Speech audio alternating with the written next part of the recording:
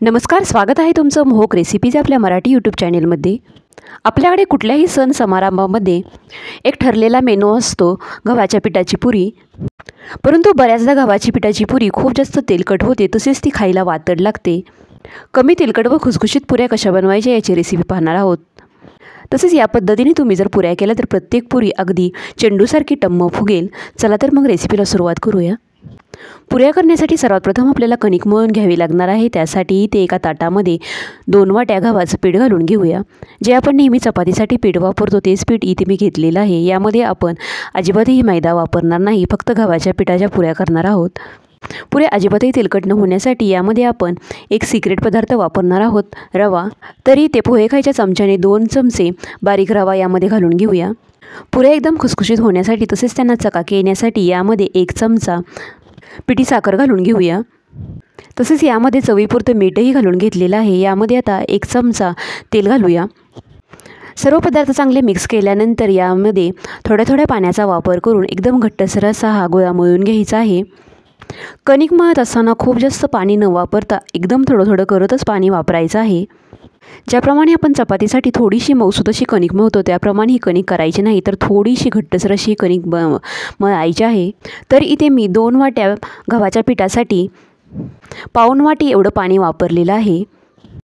कणिक मळून झाल्यानंतर परत एकदा यावरती 1 चमचा तेल घालून घेऊया। म्हणजे पहिल्यांदा आपण 1 चमचा मगाशी तेल वापरलेलं होतं, आता 1 चमचा म्हणजे एकूण 2 चमचे तेल इथे आपण वापरलेलं आहे 2 वाट्या गव्हाच्या पिठासाठी। यामध्ये तेलही एकदम बेतानच वापरायचं आहे, नाहीतर पुऱ्या तेलकट होऊ शकतात।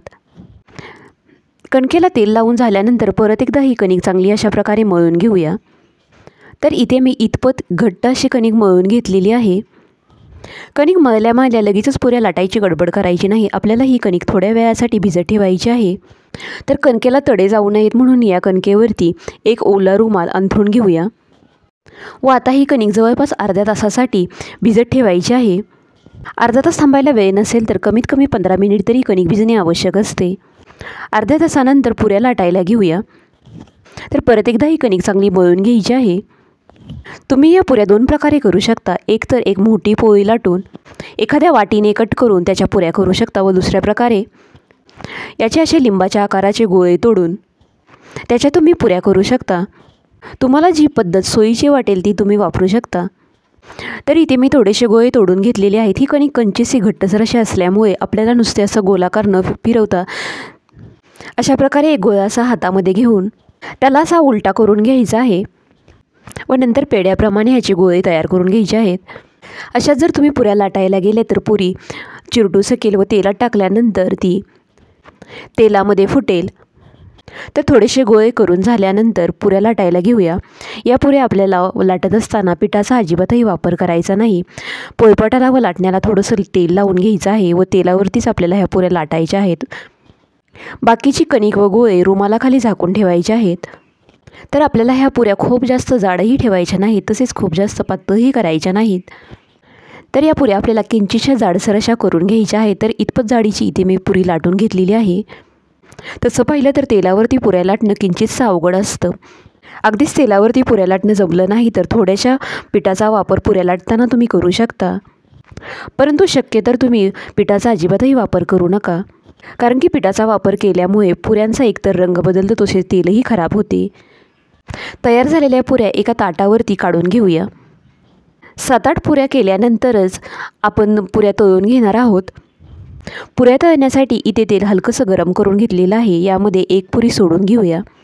जशी आपण पुरी उचलतो तशीच तेलामध्ये सोडायची आहे, म्हणजेच ताटामध्ये ठेवलेली जी वरची बाजू असते ती तेलामध्ये सोडत असताना ती वरतीच आली पाहिजे व झाऱ्याने एकदम हलकीशी दाबून तळून घ्यायची आहे।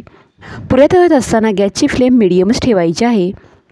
2 ते 3 वेळा पुरी उलटपालट केल्यानंतर पुरीचा एकदम हलकासा रंग बदलल्यानंतर तेलामधून काढून घेऊया। तर एकदम चेंडूसारखी आपली ती पुरी फुगलेली आहे। इथे मी काही पुऱ्या एक मोठी पोळी लाटून नंतर एका वाटीने कट करून तयार केलेल्या आहेत व काही पुऱ्या सेपरेट गोळे करून बनवलेल्या आहेत। तर तुम्ही ते पाहू शकता एकदम मस्त अशा आपल्या पुऱ्या बनलेल्या आहेत, त्या अजिबातही तेलकट झालेल्या नाहीत। व्हिडिओ आवडला असल्यास व्हिडिओला लाईक करा, शेअर करा आणि चॅनेलला सबस्क्राईब करायला विसरू नका। धन्यवाद।